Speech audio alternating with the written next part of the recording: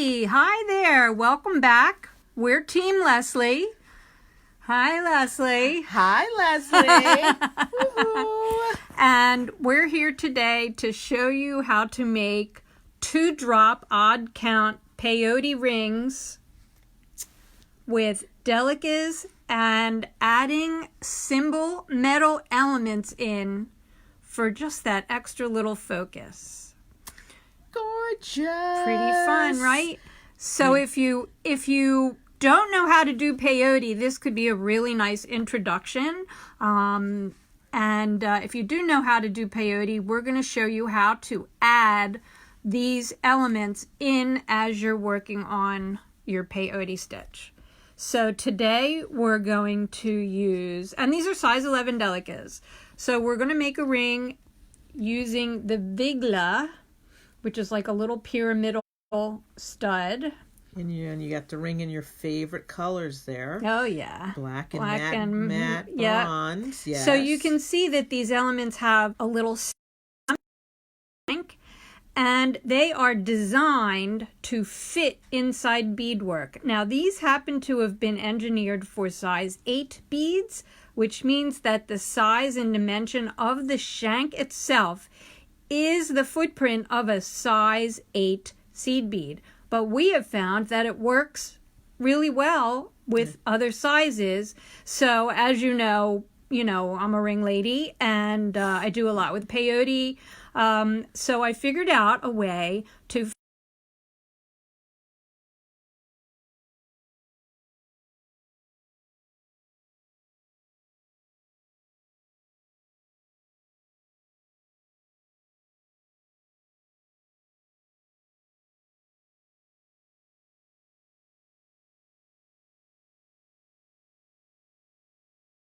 KYMO, KYMO, and then there's an symbol that has an indentation in it, and Leslie Pope plopped in a flatback crystal. Yeah, that's called the Amos. The Amos. Yes. So these are 4 different the ones that you can choose from that you'll be able to incorporate. Of course, you could put more than one, but being the minimalist that we are, we opted for these. So now I'm going to take them off and get started to take you through it. And as always, there will be a tutorial Woohoo! in the exclusive bead section on the website.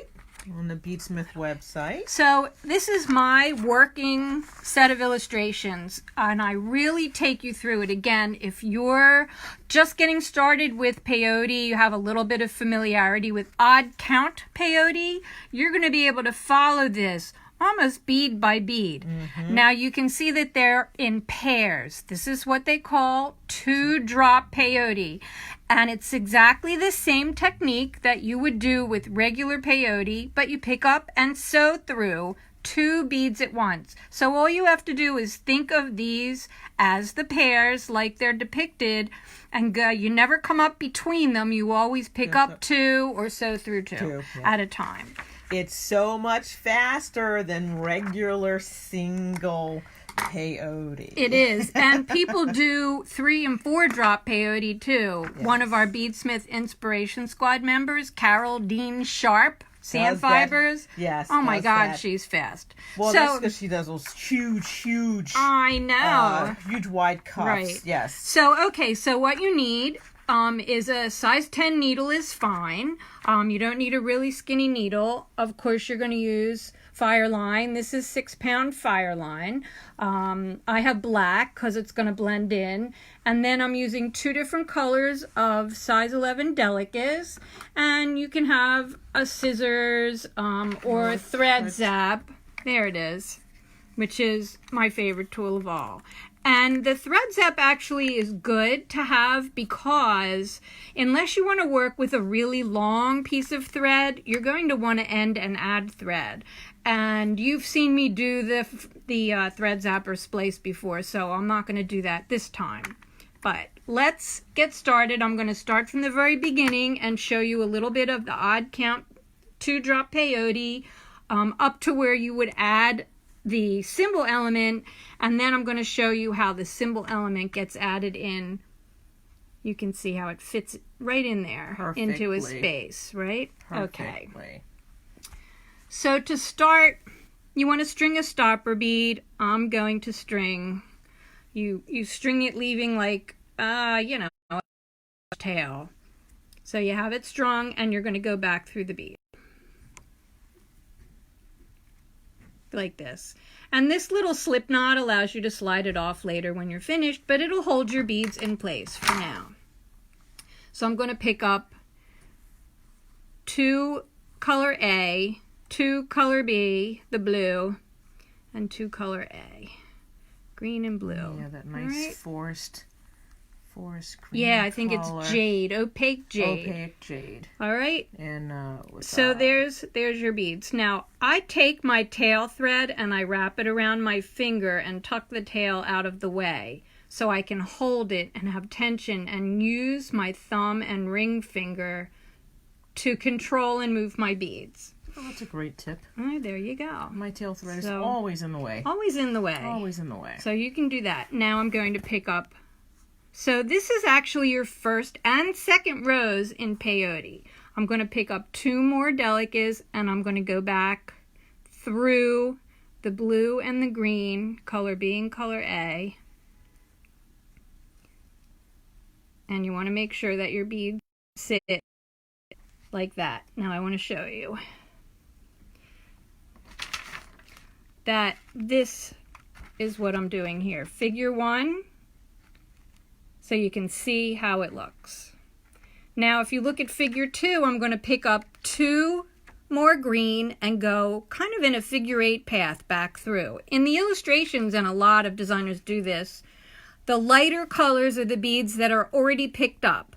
The dark colors in the tutorial are the new beads that you're picking up. Yes. So Vicky says we're very blurry.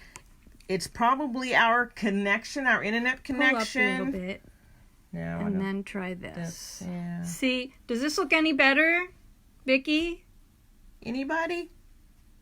Anybody out there? If it's very blurry, we're trying not to move around too much. It did say low internet connection a little while ago, so, and we've got, it's kind of cloudy today. Let's keep going and see what happens. So I'm picking up 2 more green, and now I'm going to go, what we say is on the diagonal. I'm going to go up through the 2B, the 2 blue, and that top row of green.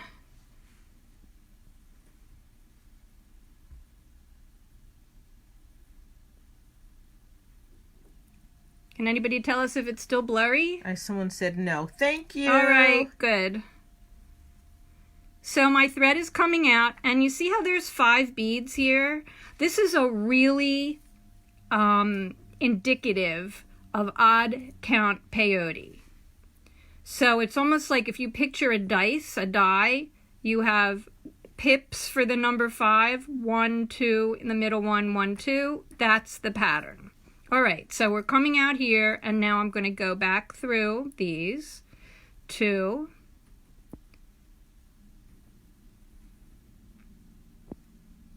Okay, so we seem that we're not blurry. Thanks, everyone, for letting us know that we're now not blurry. Yeah, and Marcia, if you're in a basement studio, we can't help you. Sorry. she's probably in her basement. Right. All right, let me pull this tight. It's hard with the little beads. So I just picked up 2 green, and now I'm going to pick up 2 blue and come across and go through the second one there.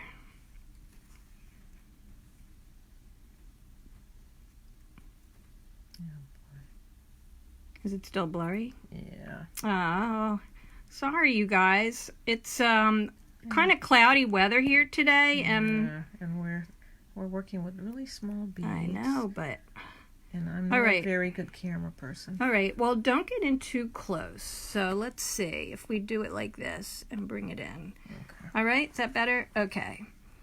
Now we're going to work. So you can see I have 2, 2, 2, and this is an outie, this is an innie, this is an outie. Now I'm going to pick up 2 more green and I'm going to work back from the left to the right. Again on a diagonal, sewing up through the blue and the first row of the green that I just stitched here.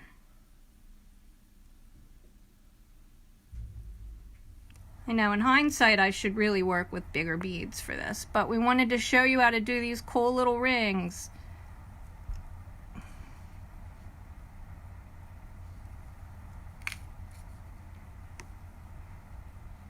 Okay, can you see that?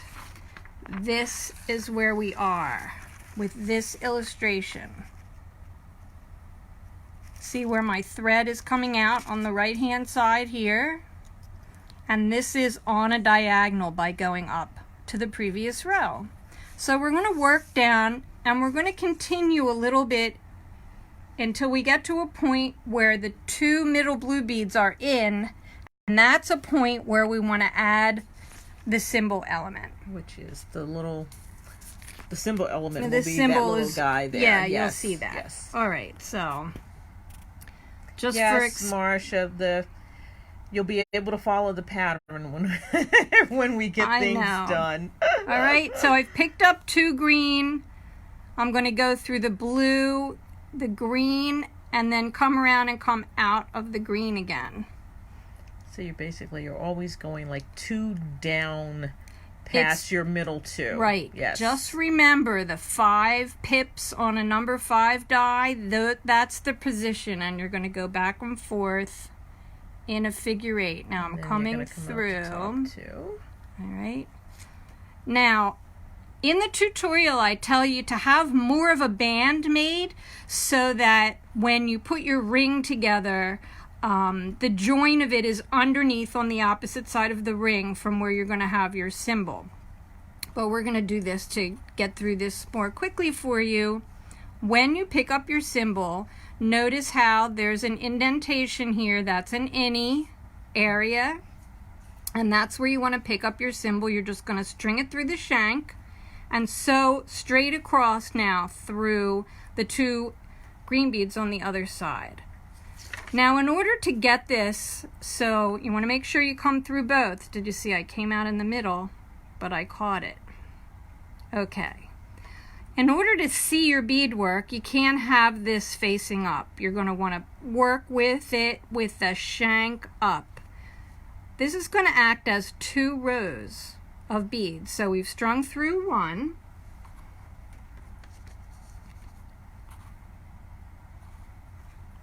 Whoops. And now I'm going to string 2 green, and the shank acts as the 2 blue. So I'm going to go through that, back through that, keep my cymbal on the underside, and go on the diagonal up through those 2 green beads like that.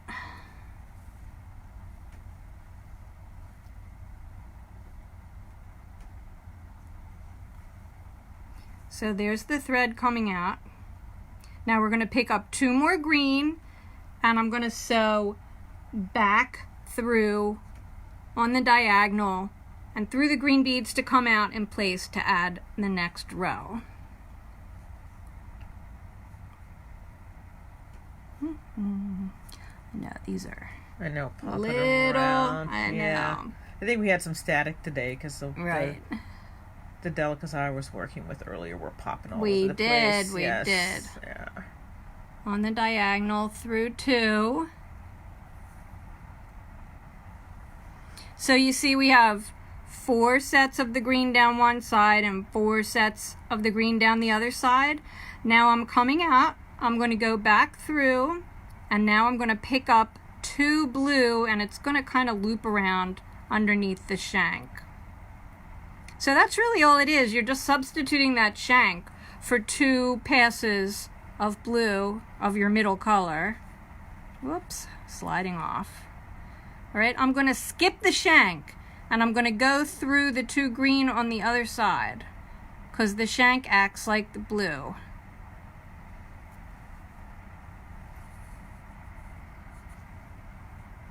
Here, let's put it down for a second so you can see. Now you want to make sure that you're going to be pulling so there's not gaps like this in here. You want your rows to sit nice and snug together. So when I pick up the next green, it's going to help to snug these beads up together. Snug the beans. The beans. The bead beans. It's really very repetitive. Now I'm going to go back through the blue and the green on the other side on the diagonal. And you don't have to do it all at once because you don't want to miss going through both of the beads in the pair. There you go. And you're going to continue now just like when you started. Pick up 2 green, go through the blue, and you're going to be on the diagonal. So you're going to go one up one row like that. I used to have such problems with this until you explained this to me. Well, thanks. Well, hopefully everybody watching and getting the tutorial will learn how to do the same thing. So now you can see we're in position to add 2 blue and just keep repeating back and forth on the diagonal in odd count peyote. So you're going to string 2 blue, go through. Did you see how I kept the front of the cymbal, the top of the cymbal, on the underside as I'm working? And there you see how it's going to sit. So you're going to keep doing that to make, let's get the next stage up here. I thought you were going to lay that flat so they could see it. That's okay. All right, so here's the whole strip, and pardon the spacing, I did this really fast. These are to size. These are not stretchable. So you're going to want to see about how big you're going to need for it to do what's called zipping together. And I want you to look at the ends. You have an end that has the blues you have innies right in the middle. The other end should have an outie where the blues are, because things are going to fit together like this. Like a zipper. Like a zipper, that's right. So bring the ends together with the cymbal on the outside. And I usually bring it up like this. And I kind of just fold it in half. There's my tail. You're going to have to weave that in later. Oh, I need a needle on this. All right, needle threading tip time. Flatten the end of your thread. Hold it so you can barely see it like a poppy seed. Bring the eye of the needle down to the thread. And there you go. So you needle the thread, not thread the needle. Ah, there you go. That's a good mnemonic. Now, you're going to go back and forth, coming out the one side, the outie side. You're going to go through the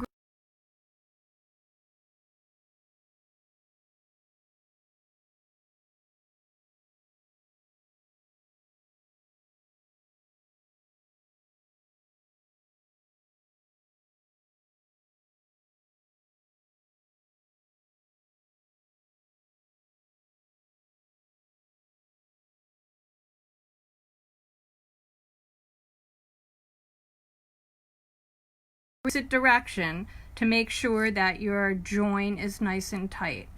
Go through the green, that's the side on the left. Go back through the blue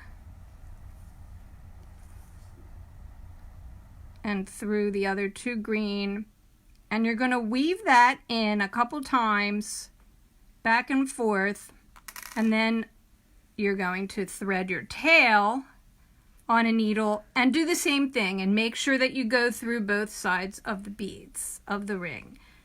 There you go. And then when you're done, you won't even know where it got connected.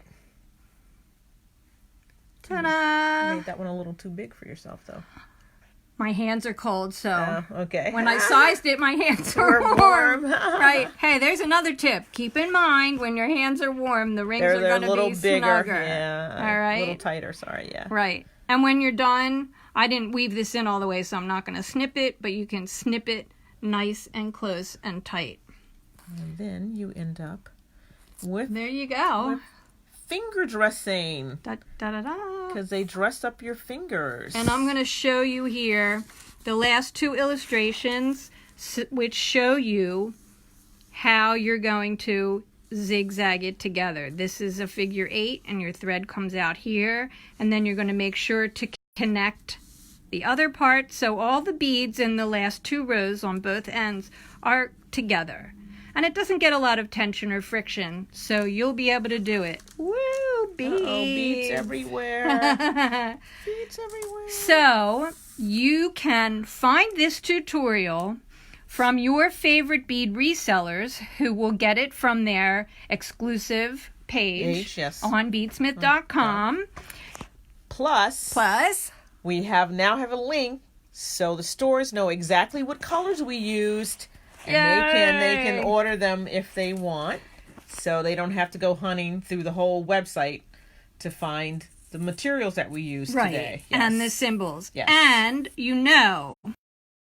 you can find these quality BeadSmith beads and other BeadSmith beads, tools, and supplies from your favorite bead reseller. Right, Marcia? So, we're Team Leslie. And we love beads. Bye. See ya. Let's do a little